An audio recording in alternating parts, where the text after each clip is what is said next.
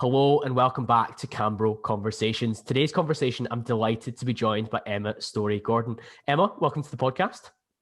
Thank you. It's lovely to be here. I was just admiring how Scottish your accent is. Although we've been talking for like 10 minutes, I'm like, that was hello and welcome. I liked it. Yeah.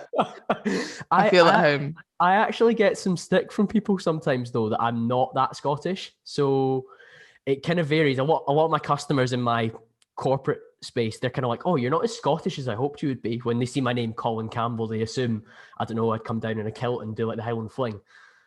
It is a very Scottish name. I think you're pretty Scottish.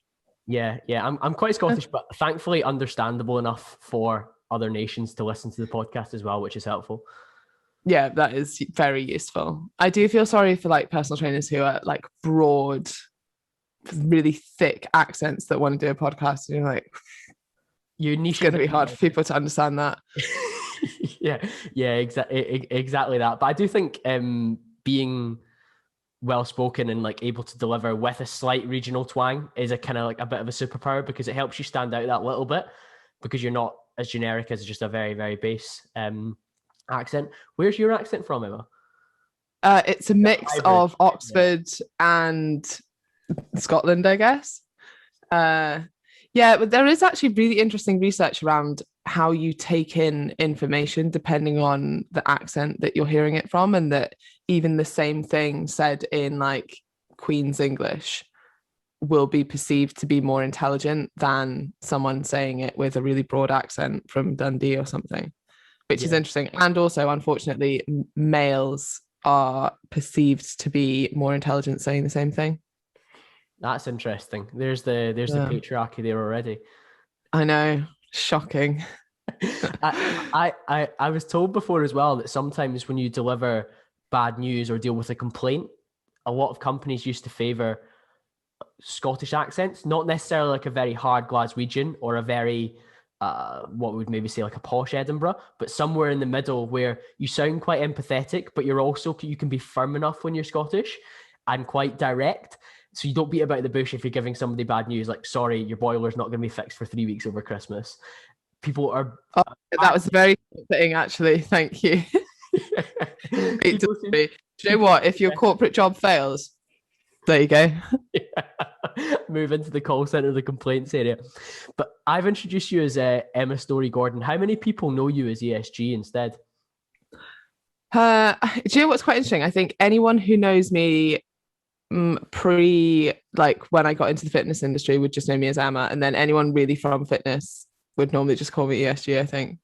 And someone once asked me what my last name was, and I was like, Storey-Gordon, and they were like, what, ESG Storey-Gordon? And I was like, okay, like they're my initials. But they were like, I think must have been the way people were saying it. They were like, oh, it's just a very strange first name, ESG. That's bizarre. Yeah. So if somebody that you don't know that maybe follows you comes over to you in a gym or a restaurant or train stations is the main one that I've noticed, will somebody say like, are you ESG? Or will they say, are you Emma? I would say about 50-50. Yeah. Yeah. I do think it's funny how people refer to each other as their Instagram handles. I think we're so far down the rabbit hole on that now. Yeah, that is funny. And in terms of like your Instagram handle and like your Instagram bio and how you hold yourself out to the world, you help people who feel like they might need to give up since nothing's worked for them previously. How do you end up in that space rather than, I don't know, a more generic personal trainer, online coach? I think I often get people who have tried many things before and kind of feel like nothing's working for them or nothing has worked for them, whether that's because the things they've tried before haven't really been explained to them, or they don't understand the fundamental principles of why they're working, like the fact that, yeah, Weight Watchers works because you're in a calorie deficit, keto works because you're in a calorie deficit, fasting works because you're in a calorie deficit. Like, they don't understand the underlying mechanisms and the interaction between creating that and your own behaviors and building that into a lifestyle. I think I get a lot of those people, which I'm sure a lot of people do, but I love that. Like, I love like being the click for people. Like, oh, I've tried this my whole life. Like, nothing's ever worked for me. And finally, I kind of have this like food freedom, and I understand the principles around energy balance and how I am in control of the outcome that I want to create. And I know where to put my efforts to get that outcome. Like for me, that's like, I guess that's my like overarching why, like why I am a coach. Like that's what gets me up in the morning. That's where your fulfillment comes from, because I guess for somebody that's been in the industry a relatively long period of time versus a lot of people that have maybe turned to it in more recent years where it's become more fashionable to be an online coach, you need something that gives you longevity. So for you to find, and I hate when people are like, oh, you need to find your niche, but you do seem to have found an area where you feel purpose and fulfillment, but also, of course, importantly, you actually get results for people within that space as well. It's not just a case of, oh, I found somewhere I really like to work. I'm just absolutely terrible at it. Yeah, I think to an extent you will attract your niche. So you will attract what you put out as well. So if you're talking about some of the really common problems that a lot of women have who have had like lifelong experiences of dieting and been exposed to diet culture, like you will attract those women, and thus that kind of creates your niche as well. And I get like a lot of people try and identify this very distinct group of people that they want to help, but it doesn't always end up that way. And a lot of it is kind of like, my niche wasn't always this. And I think you grow as a coach as well, and you figure out where you're best suited, where you best fit, who you can best serve, and that kind of becomes like your niche clients. Yeah. How did it develop over time then? Like, I was laughing with you before we hit record that I found one of your first podcasts from like 2014. And I think you were saying that there was a series around that time that maybe aren't live anymore that you'd done at that point as well. So obviously you've developed a lot by putting different thoughts out there into the world and on Instagram as well. How have things changed? Yeah, we did. So this was the first podcast I ever did. It's called Shredded by Science, which is now the PT Collective. And we did a whole series of podcasts. And I actually think the content was probably pretty good. But I think the audio quality would have been horrendous, because I'm sure I remember sitting in my car doing some like on my phone kind of thing. Anyway, we did that like a long time ago. And actually at that time I was still working in science and research. So a lot of the content probably was like more scientific than stuff I put out now. But when I first started personal training, like I wanted to work with type 2 diabetics. Like that was my thing. Like I wanted to kind of straddle the world between fitness and a little bit of research and a little bit of the medical world as well, and help type 2 diabetics. But I kind of quickly moved out of that because it's a very hard population to work with, largely because a lot of them don't want to exercise, and you're trying to sell something to someone who doesn't want to do that. And that is a huge generalization. Not all type 2 diabetics, but a large population of those people are kind of in that situation, partly because they don't like exercising, they don't like diet. And also I don't like having a boss. And a lot of it was like you'd have to link up with the NHS for funding and things. And I just prefer to, do stuff on my own. So I kind of moved away from that. And really found it much more fulfilling to work with people who wanted to work with me. Yeah, so that's why I moved. Consensual fitness training rather than compulsory. Yeah, exactly. No, that's really interesting. So I guess with all this experience, one of the first things that sprung to my mind that I think I would love to hear about is when it comes to successful dieting mentalities, because you've spoken there about your background in science and the knowledge that you'll bring to the space. I think most people by now realize that calorie deficit, popularized by many well-known coaches, is the key to actual successful diet outcomes when it comes to losing weight. But the mentality behind that is much, much deeper than that. And so many people are perfectly aware that if they track their calories and they hit this magic number that they know is a deficit for them because of their Whoop band or whatever else they're using, then ultimately they should lose weight. But there's so much more to it for them to actually adhere to that. So what are some of the common successful dieting mentalities that people need to have in place that you see amongst your successful clients? I think one of the key things is the way you approach it mentally, in terms of it not being not the way most people see dieting, essentially, which is like a short-term, over-restrictive, unenjoyable experience. If you approach it as like, this is something I want to do to better myself, as a positive, like I'm doing this because I love myself, not because I hate myself, which is why most people diet. That's the fundamental start point. On top of that, I think restriction is a perception. So you could feel really restricted on 1500 calories, or you could feel completely unrestricted on 1500 calories. And some people will feel restricted counting calories. I'm one of those people. Like, I don't like counting calories. Doesn't really matter how many calories, I just don't like counting them. Whereas other people will feel like less restricted by looking at portion sizes, or reducing their carb intake, or making food swaps, but not really paying too much attention to the calorie number. That's not to say the calorie number doesn't matter. You're still creating a deficit. It's just whether you're looking at MyFitnessPal in that level of detail, kind of thing. So having different approaches, like the fundamental principle is the same. You're creating an energy deficit, but the approach might be different depending on how you feel on the diet and what your mindset is like on the diet. And then more broadly, like this is more like a sort of life thing, I guess. Extreme ownership, or owning your actions really, and owning the outcomes from it. So yes, I've made this choice. I'm absolutely, I have no shame about the fact I've made this choice, but it has an outcome. And like a good example of this in a dieting context is all of my clients have unconditional permission to eat whatever they want, whenever they want. But some of those choices might be in line with their goals and others won't be. So it's not saying I can't have that. Like, I'm not saying I can't have that piece of cake when I'm on a diet. I'm saying I'm choosing not to, because at the moment my goal is fat loss, and that's not conducive to my fat loss goal at the moment. In other situations, you might decide it is conducive to my goals at the moment. And then when you kind of take it, like that's kind of, I guess, like the baseline level. Then when you go a little bit more woo-woo, it's like, is this in line with my values? Which I think is really important. Like, actually, you might decide that having that cake is in line with your values because your mum's made it and she really wants you to try it. And actually, at the moment, that's way more important than the fact that you want to lose body fat this week. Plus, you can absolutely do both, right? But basically, all of these things have, all of the decisions you make have consequences. And I think once you own those outcomes, that's what gives you autonomy. That's what gives you control over your life, essentially. And it doesn't really matter whether something is your fault or not. It's whether you're going to take responsibility for it, and you can choose to take that responsibility. And that's what gives you essentially power over your life and your decisions.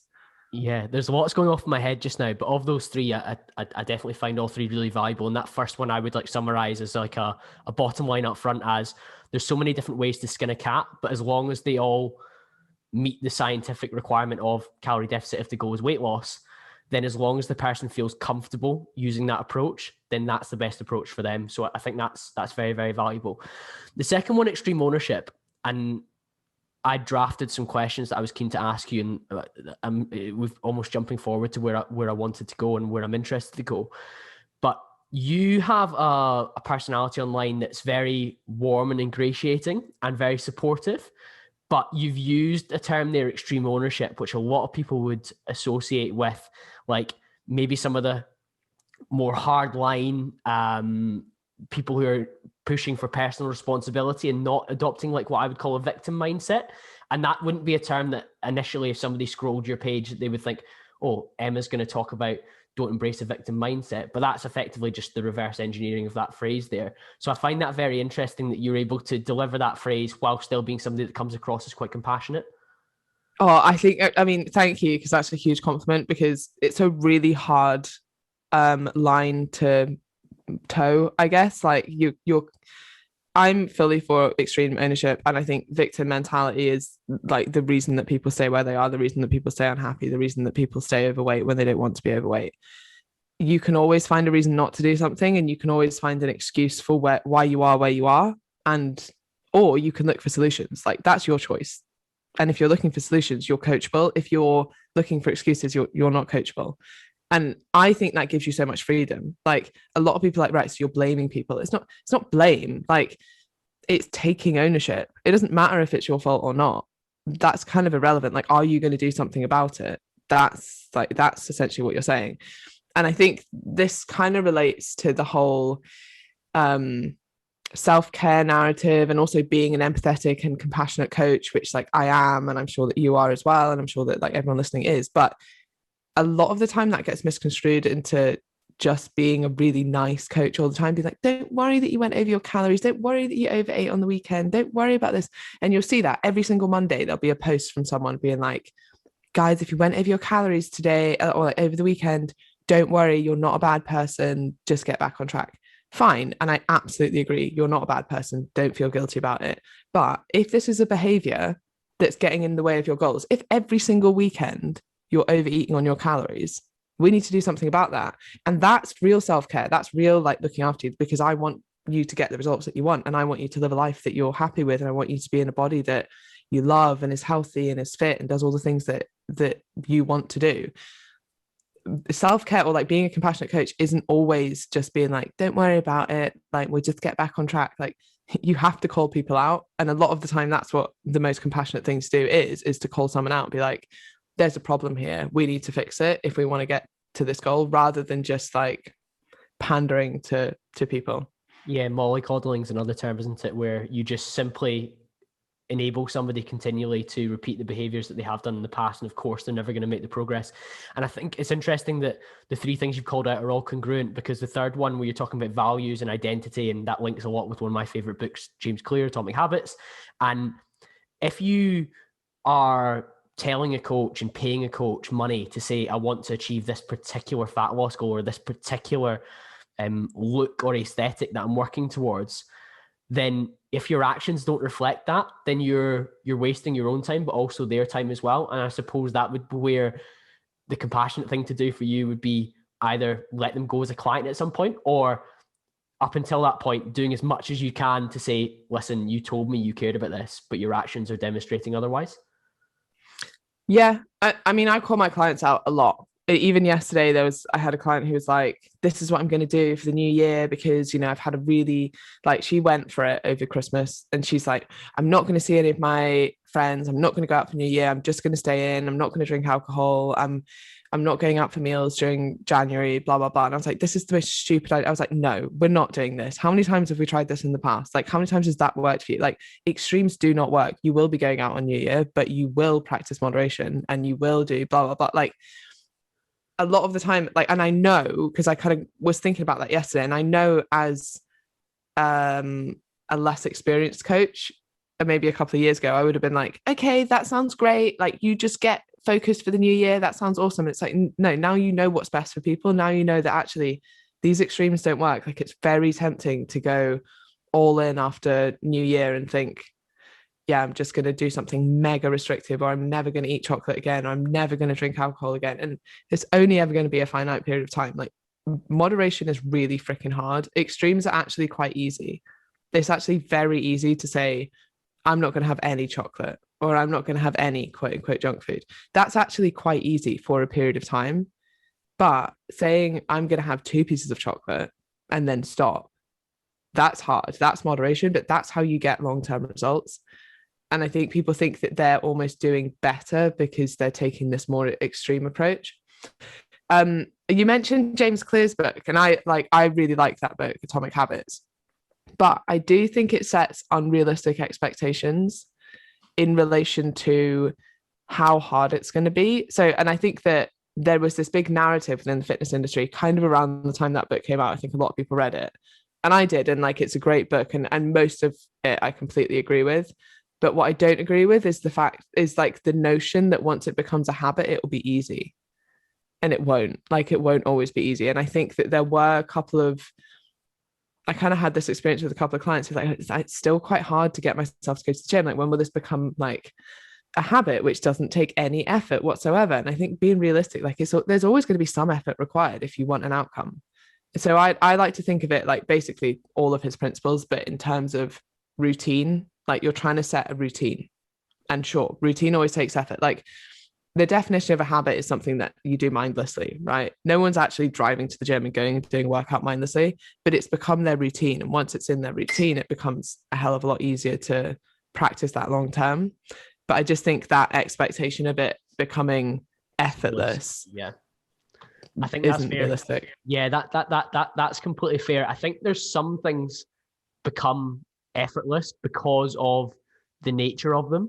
But anything that requires a little bit of effort that has maybe a higher return. So I'm thinking maybe like more harder tasks, basically. Of course, there's always going to be an element of effort to achieve those, but I suspect that the effort reduces over time. But then maybe for some of your clients that have given you feedback, the effort for them to go to the gym always remains roughly around the base level. But because they always go Wednesday at 5 p.m., it becomes just that little bit easier. But of course, there's still the effort that they have to drag themselves away from their laptop or drag themselves away from Netflix, whatever it is that is their anchor at that point. So that's very, very interesting. Another thing that you spoke about within the three things was around people making this conscious choice and accepting through their extreme ownership that at this moment in time, although it didn't fit with my goals, it was something I wanted to do.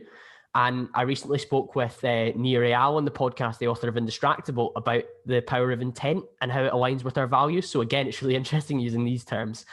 And if, for example, and the example that every coach and their granny on Instagram are giving at the moment is around Christmas. So of course, it probably doesn't align with an impending fat loss goal to eat as you want on Christmas Day, but it probably aligns with your values as a human being, a family member, a friend, whatever else, that of course you want to have some more of the sides, you want to have some more of the stuffing, you want to have some more dessert. But of course, if you were scanning all my fitness palette, would not align with this goal. But as long as you do it with intent, rather than maybe mindlessly having a full box of celebrations on the 28th of December because you're feeling a bit of discomfort, that's a radically different thing, I guess. And so intent is one of the terms that sprung out to me when you were talking about people's decision making. Yeah, and I think that reduces people's kind of anxiety around it. Like if you're living in line with your values, you can't really go far wrong. And that's something that I guess I've realized over the last year or two.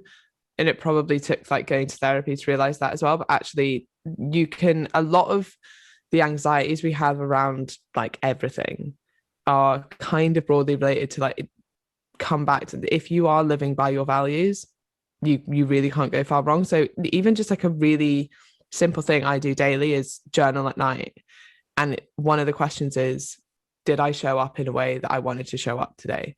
And were my actions in line with my values? Now, I'm not saying I'm perfect. They absolutely aren't always in line with my values, but then I can write that down and be like, no, they weren't because I did this when I probably should have done this.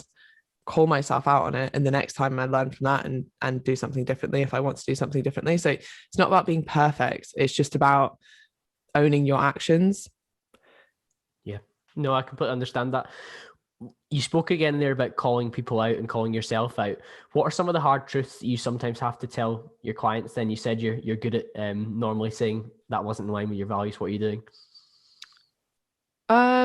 I think it's more so now like thought processes. So things like the typical one might be something like, oh, well, if I've overeaten, there's no point eating well for the rest of the day. Or if I missed one gym session, there's no point going to the gym at all today. And like the term I like to use for all of this stuff is imperfect action. So like you need to be taking imperfect action towards your goals. It doesn't matter if you don't hit your calories perfectly. It doesn't matter if you don't get your steps in today. But what does matter is that you own that. So at the end of the day, you're like, right, I only got 8,000 steps in today. I was meant to get 10,000. Can I get more in tomorrow? Or at least I'm owning that. Why didn't that happen? Why didn't I fit that in? Instead of like essentially expecting results from the effort that you didn't put in. But more so with calling out now, it's more about like, okay, well, why did you have that thought process? Why did you think that it would be a good idea to continue to overeat if just because you made one tiny mistake on your diet? And just working through those things. Yeah, asking those questions about where the decision making comes from rather than just accepting that it's happened, delving into why it's happened, because then it'll help further down the line to maybe not do the same thing or to take a more appropriate imperfect action, which is better than, of course, no action at all or an action that is negative. Mm-hmm. It reduces the stress that people feel around dieting as well, because I think there's this notion that everything needs to be perfect and how will they fit that into their life and how will they also take their kids to school but also fit in this full gym session, and if they can't do the full gym session, is there even a point doing any exercise at all? Like it all gets really overwhelming. And when you can like take that pressure off and you're like, no, I'm going to take imperfect action, I'm going to do what I can when I can, and these are the targets I'm trying to hit, but I know that if I don't hit them, like it's not the end of the world, and I'm going to do like a great example is like you don't have time for your hour-long gym session. Great. Can you do 30 minutes at home?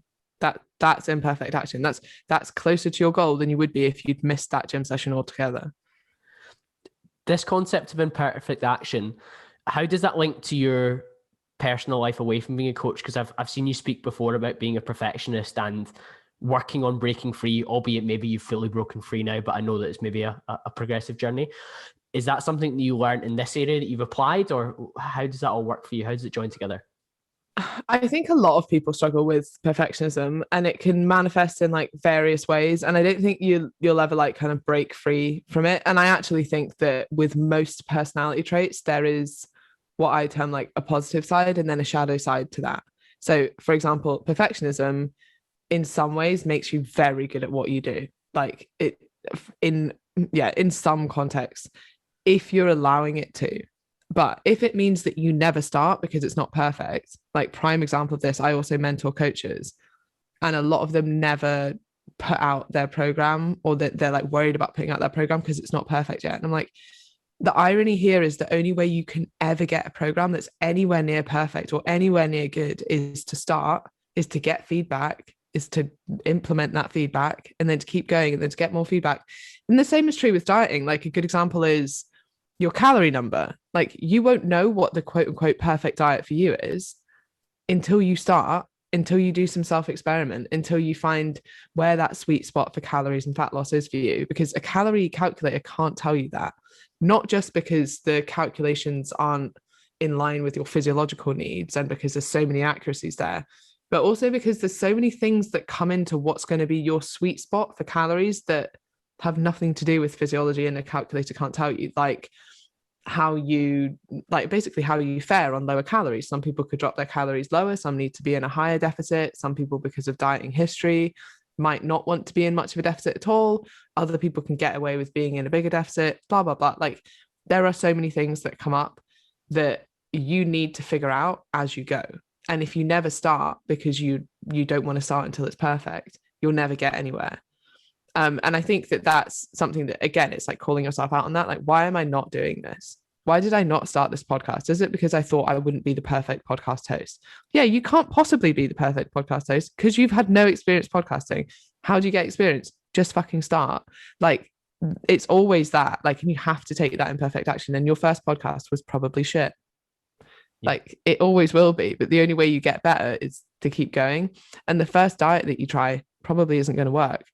And what I would say on top of this is you have to learn from those mistakes. And a lot of people just move on from their mistakes. In fact, a lot of people do the worst thing, which is internalize it as a failure personally. Not that diet was crap and it didn't work for me. It's I'm crap at dieting and I can't lose body fat. So they internalize the failure and then they don't learn from it either. They just move on to the next thing. So they don't say, why didn't that work for me? Was it potentially over restrictive to try and stick to 1,000 calories and go for a run every day? Did I find that I was really tired? Like basically they're not learning from previous experiences. But yeah, I think generally in life it's probably one of the biggest, is why I talk about it so much as well, but it's been one of the biggest impacts on me and how I live my life and how I run my businesses as well, is just concept of imperfect action. Yeah, I love those examples. And I think that really brings it to life for the people listening. In your own life, what were the things that you held off on due to perfectionism? Do you know what? It wasn't so much for me, the holding off on doing things. It was more like trying to be perfect with diet, not realizing that, you know, you could be way off and do it in numerous ways and it would still get results, trying to get to the gym every single day, like holding yourself up to these like really high kind of expectations and then beating yourself up if you didn't reach them. And I think the biggest, and hopefully this is a bit of an eye opener for someone who's struggling with this themselves, I didn't want to let go of those like perfectionism standards because I thought that if I did, I would get really lazy. If I thought that if I wasn't like, well, I need to be at the gym every single day, then I wouldn't go at all. Or then I'd like let my standards drop, when actually the complete opposite is true. And it just takes a hell of a lot of pressure off yourself. And I mean, if we can go down like the overtraining route if you want, and kind of some of the thought processes that people go through with that. But yeah, I think taking away that pressure of perfectionism is really, really useful. And it's still funny to me that a lot of people use it as like a badge of honor, like, I'm a perfectionist, so blah blah blah. Or and again, like, a really important point to make is any personal trait that you have, in fact, almost anything about you, you can change. And a lot of people feel like it's fixed. They're like, well, I've always been a perfectionist. It's just always the way I've been. Okay, great. It was always the way that I was as well. Is it serving you? Is it conducive to your life? Is it causing you problems? Because if it is, let's change it. And it will in certain situations. Like, dieting is not a place for perfectionism. Like, and I don't even mean dieting to lose body fat. I just mean your diet, your nutrition.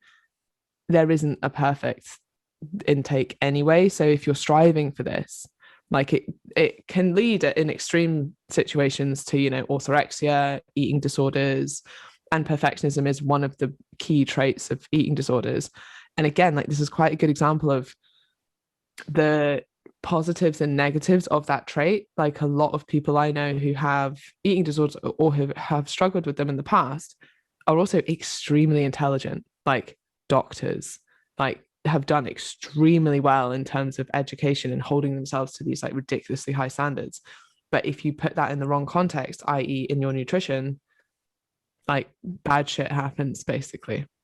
Well, we spoke about the shadow side there, didn't we, of personality traits? So if it's applied in the wrong setting, then that shadow element of the personality trait has very nefarious outcomes. Whereas sometimes if you apply it in education, that perfectionism leads to extreme levels of high performance. Like, so many people reference this, but the Johnny Wilkinson podcast, when he was interviewed on the High Performance podcast, it was quite stark that his perfectionism in rugby, it drove him to win the World Cup with and for England.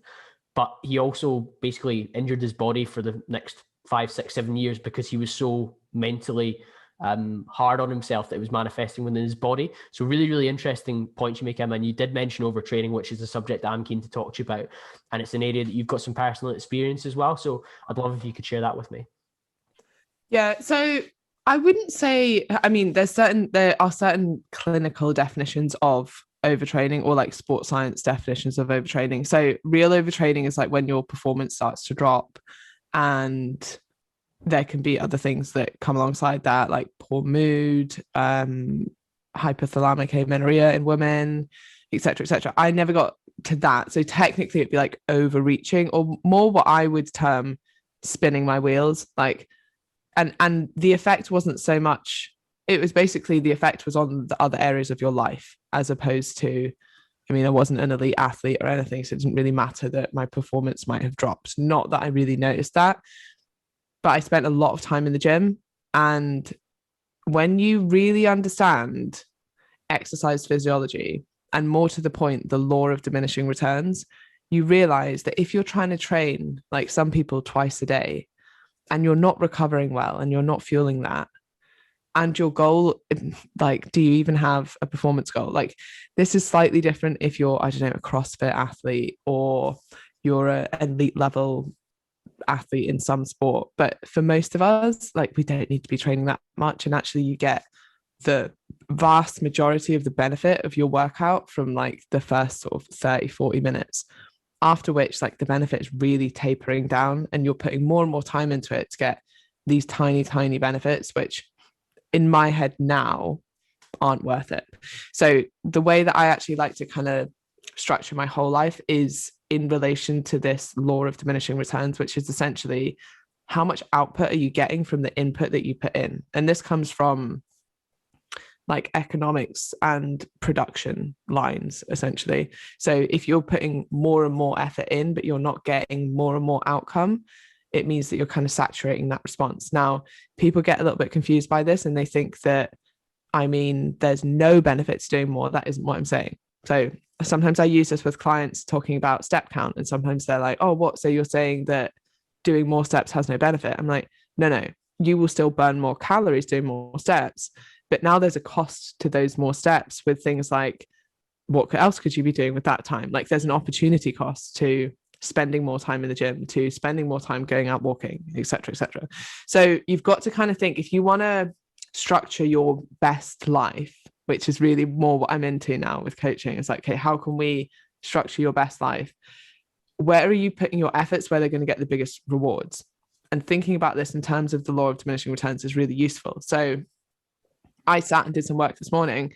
After about an hour and a half, like I could tell that my productivity level was like on the down. So then I decided to take a break and I went to the gym.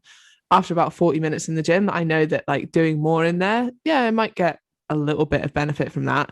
But actually, the opportunity cost of staying in the gym at that point, given the benefit that I'm going to get from it, doesn't make sense to me anymore. Like the cost of staying there is outweighing the benefit to me. So go and do my next thing, right? And there's always a point of this like diminishing returns, and you can apply that to like many areas of your life. I think works is an especially good example of like concentration span and things like that will decrease over time. So you might find that, you know, the first 30 minutes you get tons done, and then you notice that this is dropping over the next 30 minutes. And realizing that it's not just about like the magnitude of time, it's like the productivity of that time. That's been really useful. And applying that to training helps a lot of people stop overtraining. I think the other thing is a lot of people can't get their head around the fact that if they're training, say, twice a day, and they suddenly drop to doing it once a day, that they won't drastically change. And you actually really won't. I basically went from that very quickly, and my body composition barely changed at all. And it just shows how much you are like spinning your wheels in that extra session and not really getting any benefit from it. The quality of work in that second session was probably a lot lower. The stimulus you were giving your body, probably minimal. And it probably was impacting your performance in the session the next morning or the next afternoon, however you were splitting it up, because your body was fatigued and tired, your CNS was fried.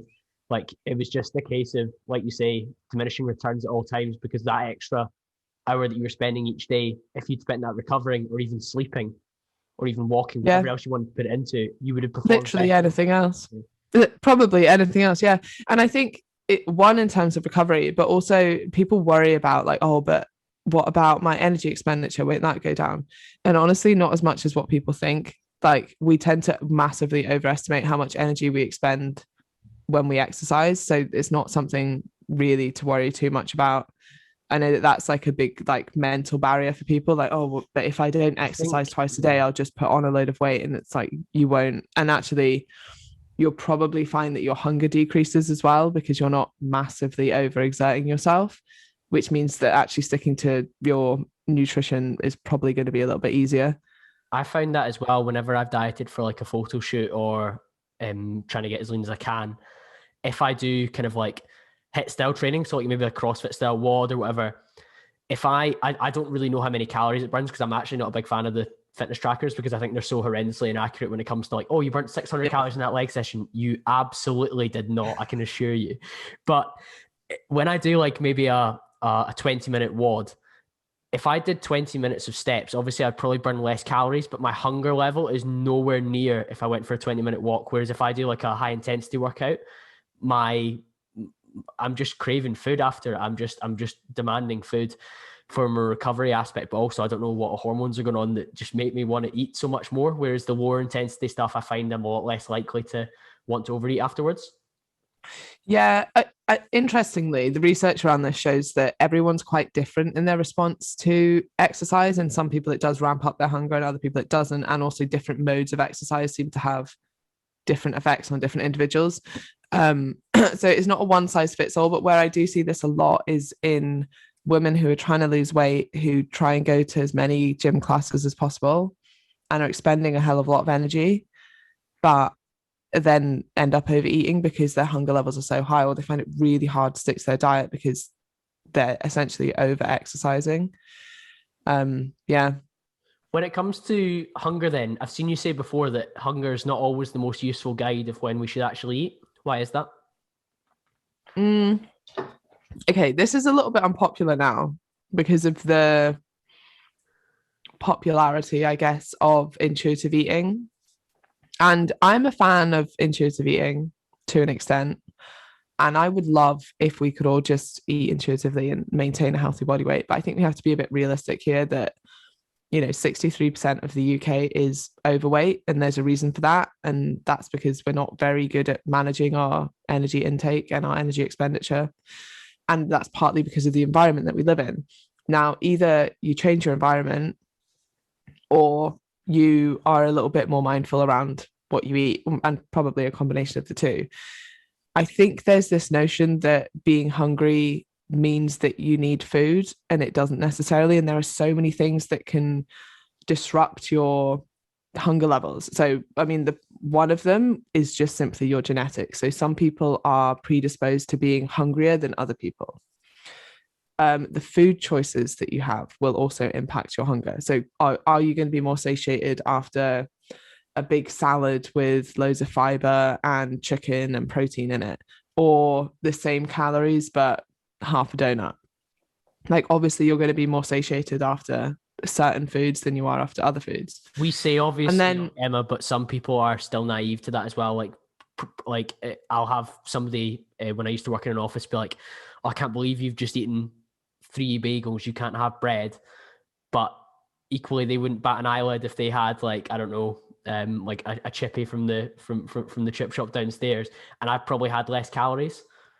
Yeah, I think people, it is an awareness of different food types, and actually, like, having a largely whole food diet is probably going to help people there in terms of hunger. But I think even if we like forget all of that, let's say you're not predisposed to overeating. Let's say another thing as well, if you're very overweight, you can become slightly resistant to some of the hunger signals, or some of the satiety signals, more to the point, such as leptin resistance, which means that your brain can't tell that there's a lot of energy available, so it doesn't turn down hunger. And that means that you can be quite overweight but still be driven to eat a lot. So essentially your body has loads of excess energy there, but you're still driven to eat more. And so there are so many reasons that hunger isn't directly proportional to the amount of energy that your body actually needs. But even if we took all of those away, we as humans are more than likely driven to eat more than what we need, because for the vast majority of our existence, it's like our survival has been based on avoiding starvation, not avoiding obesity. So if there's food there, we're driven to eat it. And I make that point quite often because, one, it takes away like the guilt and the shame of overeating. Like, yeah, like it's actually a bit of it's a biological drive. But this comes back to the mindset. Are you going to be like, oh, it's a biological drive, I overeat, nothing I can do about it? Or are you going to be like, okay, right, so I know that I'm driven to eat more than what I actually need. That means I'm going to put these things in place to make sure that I don't eat more than what I actually need, because it's not conducive to my health. Like, there's two different approaches there, and the same information with a victim mentality is like, well, we're all destined to be overweight, there's nothing I can do about it. Or someone else who's like, yeah, well, I don't want that to be me. And I spoke about this yesterday, actually, about, I guess, a victim mentality, again, of just like what you do with the information that you have. So you could sit back and say, look at the stats, most diets fail, there's no point me dieting. Or you could say, most people put on weight when they age, there's nothing I can do as I age, I'm going to put on weight. You don't have to be most people. Like, look at the average of people in the UK. Do you want to be average? Like, on average, most people are overweight, most people don't have savings, and most marriages end in divorce. Like, do you want to be the average? No. So you have to do things that the average person wouldn't be doing if you don't want to be average. And that, like, part of that comes from a bit of a growth mindset. And I think understanding like what you're up against potentially, that, yeah, being hungry might be a part of dieting for you, not excessively hungry, not constantly thinking about food. And there are certain things that you can do about it, like making sure you're getting enough protein. I suggest reducing your snacking and having larger meals, looking at food volume. So how can you eat more food, but for less calories, essentially? Slowing down when you eat, being more mindful when you eat. All of these things will help hunger. I think there was so much within that. Obviously, that little bit there where you've told us about how to actually manage hunger is massively important, because, of course, we now agree with you that hunger is not a good judge of, oh, it's time for me to eat, or I need to eat more. But the strategies that we can employ, particularly that one you spoke about being mindful, is a huge one. the difference that when I smash a protein bar when reading my emails on a train, and when I actually sit down at a dinner table or a breakfast bar and I eat a meal with a knife and a fork, and I put my knife and fork down between bites. And that's really, really hard to do because, again, evolutionary, we're designed get the food in and then move on to the next task, particularly with the kind of mindset that a lot of people that listen to this kind of podcast are into. They're like, I want to get things done. I want to crack on. But sitting down to eat helps your digestion, helps your fullness. But my goodness, it also helps when it comes to like just having a bit of time away from what it is that we're actually trying to chase on and do next. So no, absolutely love those. I think slowing down as well is massively underrated. Like there's good research that just shows that people who eat slower have a lower BMI. And like that in itself, and what you've said about like eating a protein bar on the go while you're still working. Like if I said to you, have you eaten anything today? You'd be like, nah, I've not had anything today. Like you've had a protein bar, but like if you'd sat down and had a breakfast that was the exact same calories as that protein bar, and I'd met you at lunch and I was like, oh, have you eaten anything today? You'd be like, oh yeah, I had breakfast. If you've eaten a protein, like a lot of the time I'll meet a mate and like I'll be like, oh yeah, I've not had anything today. I have, like I've had a protein bar, but I've had it while walking to the gym or like while doing something else. It doesn't register as a meal. And that's what I mean about like not snacking and actually sitting down and having a meal and enjoying a meal and being present and being mindful. Big difference. Yeah. You've used the 3-letter acronym there, BMI. Are we allowed to use that in a body positive world, Emma? Yes, we are. I had a big discussion about this with someone yesterday, and like, yeah, do you know what? It's not a perfect measurement, but there aren't any perfect measurements, and it's actually a pretty good measurement for general population. And their argument was all about how, you know, they were overweight, but they were only overweight because they had a lot of muscle mass. It's like, yeah, okay. If you use BMI and just an ounce of common sense, it's a really good measure. Like if someone's overweight because they're an elite athlete or because they're a rugby player, like, yeah, sure, they don't have the same risks. But that's not most people. Like most people are overweight because they're storing too much body fat. And BMI is actually a pretty good population-based measurement of that. On an individual level, doesn't mean a hell of a lot, but actually for a lot of people, it's still a pretty good goal to be within a healthy BMI range, not a specific BMI, not a specific weight, but a range that's healthy is still a pretty good goal for people. Yeah, undoubtedly. And there's like you say, there's a range within BMI as well that gives some wiggle room. And of course, the famous example is always they do the Scottish pro rugby team, and these guys who are ripping with lean muscle are apparently overweight. Yeah, but best believe that they are a massive outlier in the general population anyway. So of course the BMI score is not relevant to that. With body positivity, is it compatible to choose to diet and lose fat and still be a supporter of body positivity? I think this depends on the definition of body positivity, because a lot of these things are like the same, and we've kind of brushed over this, but with intuitive eating, like intuitive eating is actually a defined protocol with 10 rules and blah, blah, blah. And a lot of people talk about eating intuitively as intuitive eating, which is not quite the same thing, which is very confusing. And I think it's quite similar with body positivity, which I think is a movement in itself with defined like not rules as such, but well, yeah, I guess like values. Yeah. Whereas can you be positive about your body and want to lose weight? Yes, absolutely. I think those two things you can, and actually that's, I mean, it comes back to what we were talking about at the start. Like you should be, you know, dieting and exercising because you love your body, because you respect yourself, because you want to feel your best, not because you're trying to hate yourself into change. So I think those two things can. I think I don't know what like the definition of the body positivity movement is. And I think there is quite a lot of like almost pressure not to change if you want to be positive about your body, like almost like, oh, well, if you love your body, you shouldn't want to change it. And I don't think that's true at all. In fact, I think often the opposite is true. Like if you're overweight and you love your body, then you should change it to get into a healthy weight, because that's going to be what brings you long-term health and happiness. Yeah, and for those around you as well, which I think to be body positive would be to make sure that your body is able to continue to support and be around those that matter to you as well. You also spoke about self-care at the start as well. And for me, one of the highest forms of self-care, as you explained when you speak to your clients, is, well, doing what you said you were going to do, and looking after yourself in a way that is in line with your values. And your values might be that you don't care at all about how you look or how you feel or how you perform. But for most people, it probably is to some extent, whether they acknowledge it or not. Yeah. Yeah. And I think, unfortunately, health is something that a lot of people take for granted until they don't have it. And then they make change. And it's never too late. Like, it's never too late to make change, but prevention is always better than a cure. So don't wait until you get to the point where, you know, I see this a lot when I worked more in GP referral, that like after a diagnosis, that would be like a kicking point for someone, and then they'd make change. But you don't have to wait to that point, and it's going to be a hell of a lot easier if you start today. Yeah, some would say take imperfect action and start today rather than some would say, yeah. A very wise lady.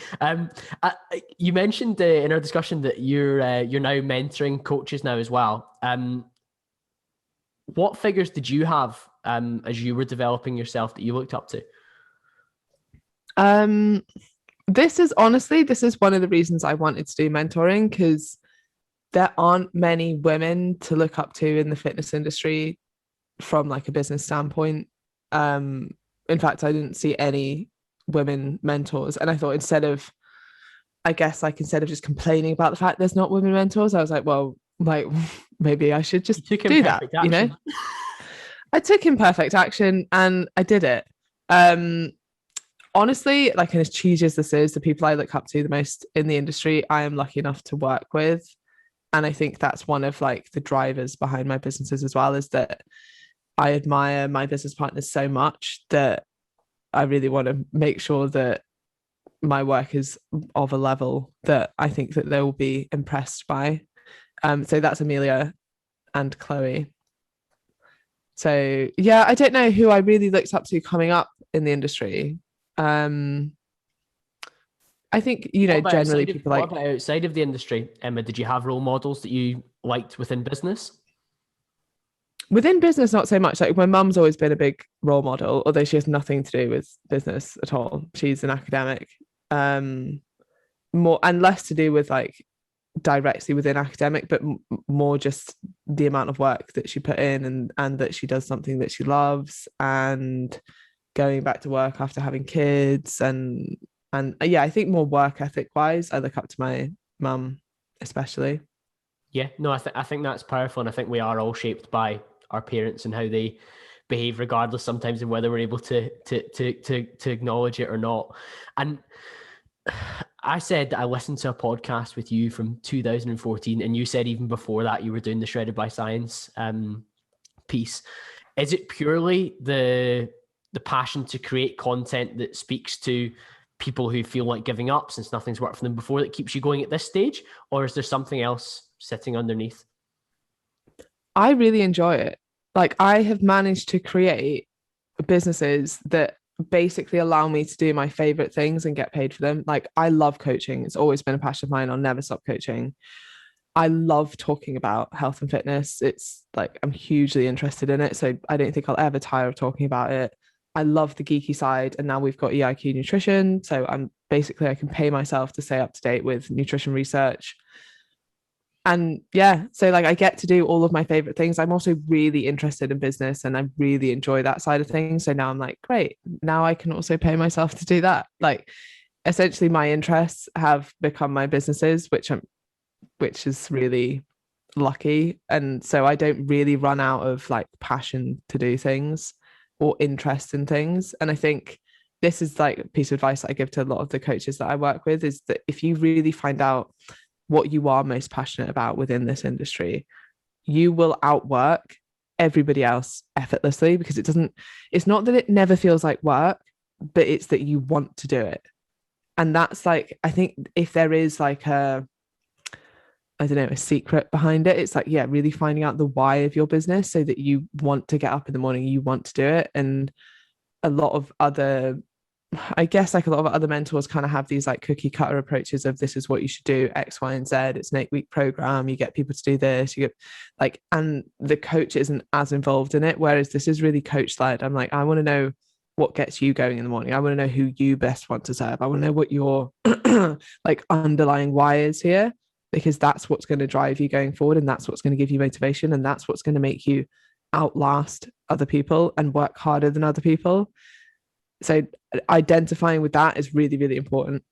Yeah, and it links in with the values conversation that we had around people actually actively choosing with intent to diet and to act in accordance with that. So in the same way, when you speak to your coaches that you're supporting and mentoring, if they understand their reason for being in that space rather than just, oh, I quite like lifting weights, so I decided to be a PT, which is all too common within many industry within the industry, you actually delve in a little bit deeper to why they might really care about it and what's going to get them out of bed in the morning and do things at ungodly hours that don't feel like work, but do move their business in the right direction. Exactly that. Yes. There we go, Emma. So thank you so much for joining me, Emma. If people want to continue the conversation with you, where should they head towards? The best place to find me is at ESG Fitness on Instagram, or my podcast, which is ESG Fitness. I actually have many podcasts, but anyway, ESG Fitness, the EC method, or Fitness Unfiltered. Yeah, because whenever I search for you appeared as a guest, obviously loads of times, but you also are the host of those three as well. Yeah. Oh, and AF Mentors has a podcast now as well. So that's a lot of podcasts, guys. There's a lot of time. Do you know what? That I don't even know how many, but I'm probably like, yeah, it's a lot of episodes. Yeah, you've grooved the skill, but a lot of it doesn't feel like work, or almost none of them have felt like work, which is mad, isn't it, when you consider that? Yeah, it's a joy, and it has been an absolute pleasure. Thank you very much for having me on. No problem at all. I'm sure you guys have all enjoyed it as well. If you have done, please take a screenshot, pop it on your Instagram story, tag me at call.cambro, and I'll be back to speak to you all again very, very soon.